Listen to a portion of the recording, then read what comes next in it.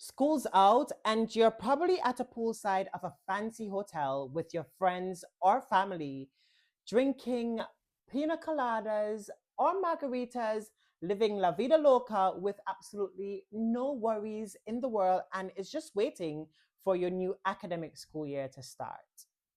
you know, that's all right. And I have absolutely no problem with that. Life is for living, and we are to enjoy it. So I'm not going to be that super strict brother that scolds you for living life every once in a while, but instead I'm going to be that big brother that teaches you how exactly you can have the most successful academic year of your entire life, or basically what you can do to make every academic year a successful one. Hi, my name is Emilio, and I am a registered nurse, currently working as a clinical practice facilitator, taking care of all pre-registration nursing students that does clinicals at the hospital that I work. If you're new here, thank you for watching my video, and I hope you like this video and decide to subscribe. And if you're not, thank you for coming back. I really do appreciate you. But let's not waste any more time and jump straight into the video.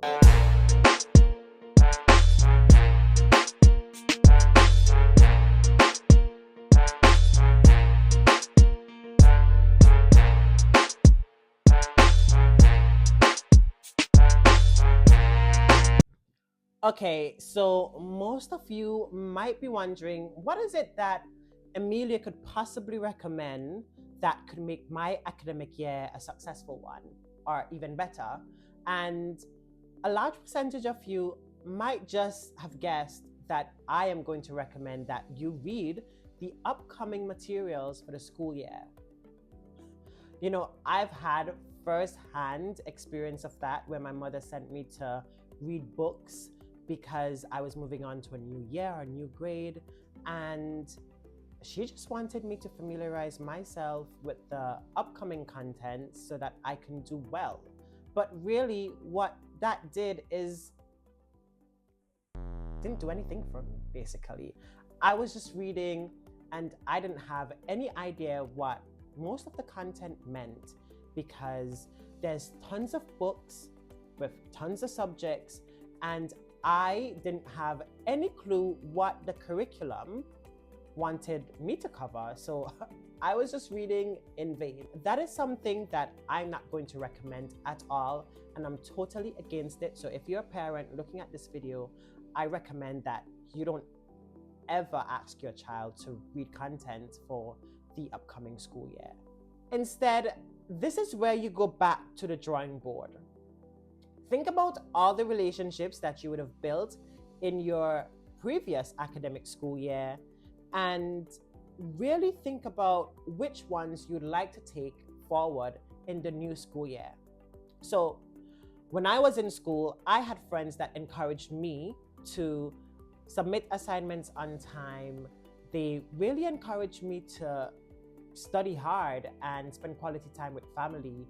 And I was a really good student, And on the other hand, I had friends that had me staying up late and doing things that I really wasn't supposed to be involved with.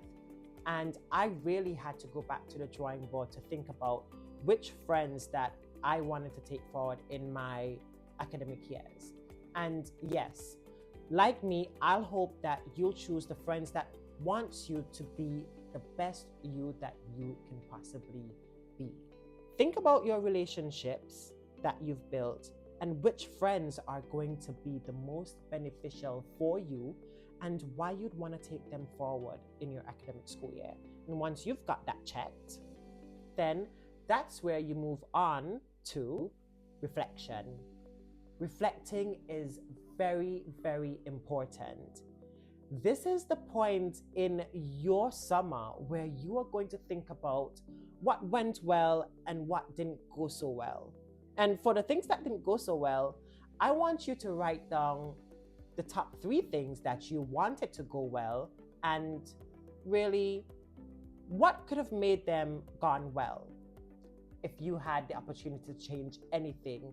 And the reason why I'm asking you to write those 3 things down is because you'll probably need them in the upcoming semester.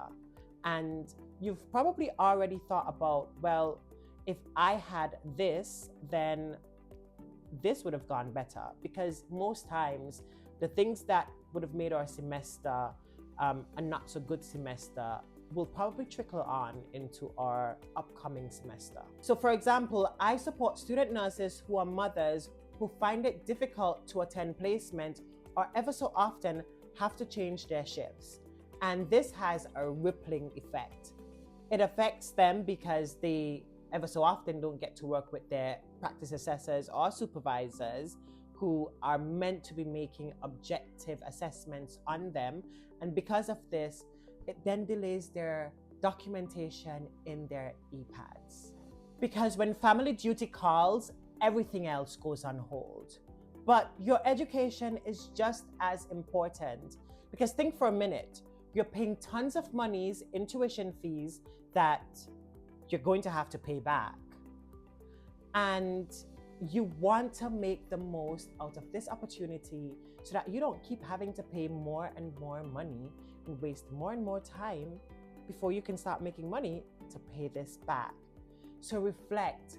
Think about what reasonable adjustments that you might probably need in the upcoming semester or the upcoming year. For example, if you had childcare issues in your previous academic year, think about what really you might need. Is it that you need certain shift patterns that would accommodate your childcare issues? Or is it that you need another reasonable adjustment, but just make sure that you're working up to 70% of the time with your practice assessors or supervisors so that they can make proper assessments on how you're performing in clinicals. And remember that these reasonable adjustments can change as time goes by. So don't always think or don't think that these reasonable adjustments that you're going to request now will completely apply for your entire school year, because life happens and things change. So we need to support you in ways that we probably can. Now, I know earlier I told you not to read any materials for the upcoming school year, and I still stand on that principle. But what I'm going to tell you is to read materials from the school year that just finished, because I'm 100% sure that you did not grasp every single concept. Are there things that you still need to go over because you didn't grasp every single concept? And those are quite important bricks that you need to form, a foundation that you need to build. Why? Because building a solid foundation to go on to your upcoming school year is what's going to make sure that you excel tremendously. Recently, I was working at the bedside with a first-year nursing student who is moving on to their second year, and they didn't know the normal ranges of vital signs. They didn't know the normal pulse range, and they didn't even know what the normal oxygen saturations were for a patient who is on scale 2. So what I told them is that they needed to go over these content because they're foundational knowledge. And over the weekend, that's exactly where their headspace should be, because the following Monday, I was coming to work with them again. And this time the student was fully prepared for my questioning whilst we were working at the bedside.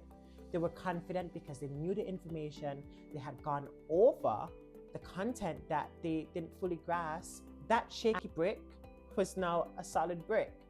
And this is exactly why I'm telling you to go over concepts that you didn't fully grasp, because they're going to help you to be solid students in your upcoming academic year. So this is where I'm going to tell you to smile and give yourself a pat on the back, because you've made it and you're here right now, waiting for the new academic school year to start.